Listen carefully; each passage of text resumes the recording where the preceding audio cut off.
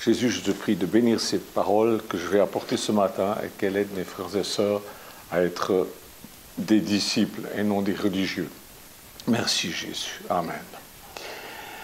Les autorités juives persistaient sans relâche dans leurs efforts bien décidés à tenter Jésus et à entraîner Jésus à commettre un acte ou à dire une parole qu'ils pourraient utiliser contre lui afin de l'accuser, n'est-ce pas, d'une manière ou d'une autre.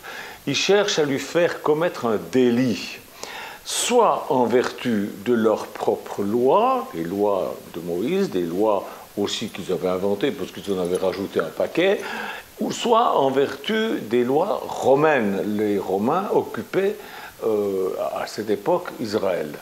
Alors ils se consultent. Qui se consultait? Eh bien des pharisiens, c'est-à-dire les religieux, se consultaient sur les moyens de prendre Jésus au piège de ses propres paroles. Ces religieux étaient très sectaires.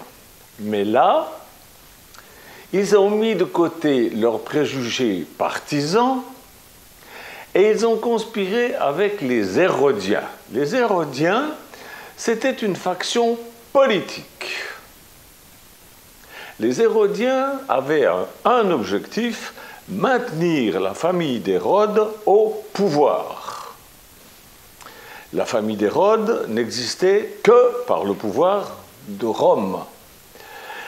Hérode avait quelques autorités politiques qui lui étaient déléguées donc par Rome. Et déjà une fois, les pharisiens s'étaient unis aux Hérodiens, à ce groupe politique, pour tendre un piège à Jésus. Jésus avait alors dit à ses disciples de se méfier du levain des pharisiens, c'est-à-dire des religieux, et des Hérodiens, c'est-à-dire des politiques. On trouve ça dans Marc chapitre 8, verset 15. Le jour où les pharisiens